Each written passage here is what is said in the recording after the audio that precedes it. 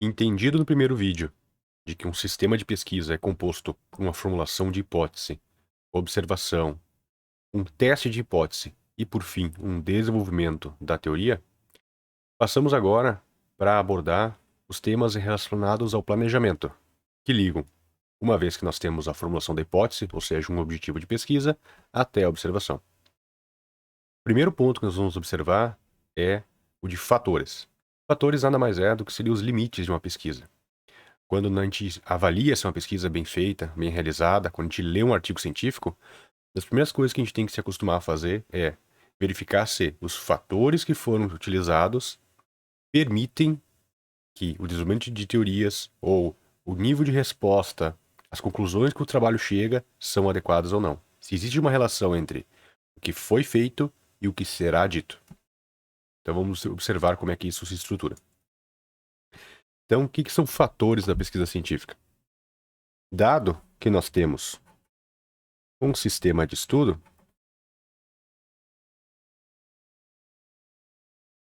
a gente já viu que é composto pelas 4 etapas, nós temos, em primeiro lugar, os fatores de entrada, que é a entrada do nosso processo. O que são fatores de entrada? São as nossas variáveis independentes.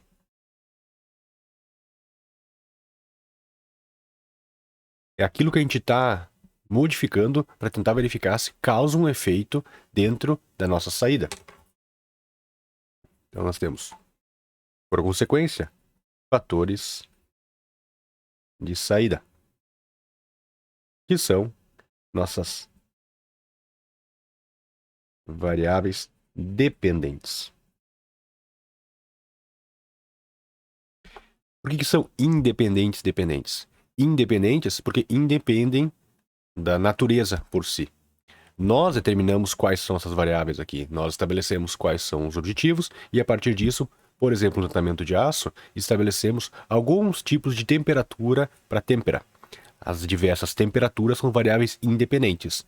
Pela natureza, nós temos uma variável dependente. Aumento de dureza, aumento de dutibilidade, modificação da resistência à tração, ao dobramento. Então ela depende da natureza do material, da sua configuração química, da sua estrutura, do processo de produção. Então é o nosso item de entrada e o nosso item de saída. A gente vai avaliar, por exemplo, a produção de um bolo numa padaria. Dentro das variáveis independentes, a gente pode ver, por exemplo, a temperatura de fermentação. A partir da temperatura de fermentação, a gente consegue estabelecer se o bolo cresceu mais ou menos, são itens que são medidos. Então a gente tem medições que definimos nós, medições que são feitas a partir do nosso estudo. A gente pode observar que são aqueles itens de observação. A partir deles é que a gente vai fazer uma análise estatística. Além dos variáveis de entrada, dos fatores de entrada e dos fatores de saída, ou seja, variáveis independentes e dependentes, até é importante relevar que depende da pesquisa, a gente tem outra terminologia aqui, que são variáveis explanatórias e variáveis de resposta. Depende do autor, depende da área de pesquisa, a gente vai encontrar essa terminologia também. Não só de itens de entrada e de itens de saída fazem parte do nosso sistema de estudo aqui. Existem outros 2 grupos de fatores. Nós temos fatores controláveis, que são possibilidade, por exemplo, de dentro da produção de um pão, nós vamos alterar aqui a temperatura de fermentação. Nós vamos manter diversos fatores estáticos, estanques, a gente não vai mudar eles, como o tipo de farinha, a sua granulometria, nós podemos manter o tipo de forno, o tempo de forno, a temperatura de forno, são todos fatores controláveis.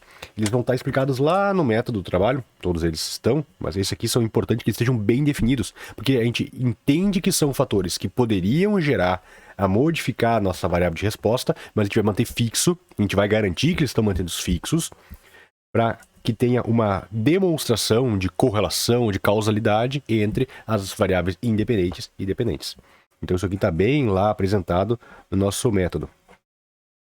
Por que é importante isso? Se a gente está fazendo um estudo ou está lendo um trabalho científico que identificou as suas variáveis de entrada, teve as suas variáveis de saída, mas não identifica bem essas variáveis controláveis, a gente tem um problema no nosso sistema aqui de estudo, porque a gente pode estar tendo outros fatores que estão contribuindo para o nosso fator de resposta, mas que eles não estão bem caracterizados. Então, uma das primeiras coisas que a gente vai escrever um trabalho, por exemplo, e vai encaminhar isso para uma banca de avaliação, de qualificação, por exemplo, a banca de qualificação vai tentar entender se os fatores controláveis do trabalho de vocês estão bem caracterizados, se eles estão adequadamente descritos, se eles estão todos eles apresentando no trabalho. Então é uma forma fácil de identificar se o trabalho poderia ter as consequências que teve ou os resultados que teve, se eles são realmente em virtude dos fatores independentes ou se tem algum fator controlável que não deveria estar sendo deixado livre.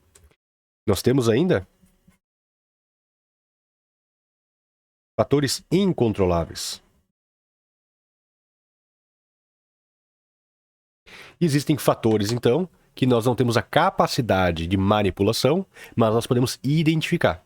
E muitas das vezes, por exemplo, a gente poderia verificar que na produção de pão, se o tempo está ensolarado ou chuvoso, né? A umidade relativa do ar é um fator que poderia não ser controlável, né? Eu não posso ter, por exemplo, a área de crescimento da farinha controlada numa pequena padaria.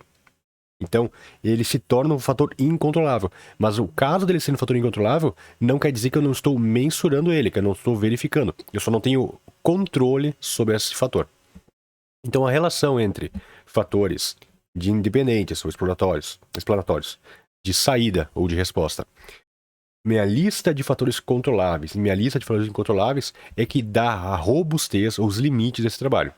Se eu tenho as variáveis independentes mal estabelecidas, se eu tenho variáveis controláveis que estão com problema de delimitação, se eu tenho fatores incontroláveis que não estão sendo levados em consideração, eu posso ter problema no meu dado de resposta. Quando vocês forem para uma banca, a primeira coisa que a banca deve avaliar, em geral, é se essa estrutura de fatores aqui está sendo respeitada. Porque a gente vai tentar verificar se a tese de vocês, se o sistema melhora ou piora, se o uso de aditivo, se a modificação da temperatura de processo, se o uso de qualquer modificador do material ou a mudança no processo tem resultado positivo ou negativo, eu tenho que delimitar bem esses fatores. Essas informações estão, muitas das vezes, apresentadas na literatura. Então é importante um bom entendimento de literatura para verificar se o nosso estudo é um estudo confiável ou não.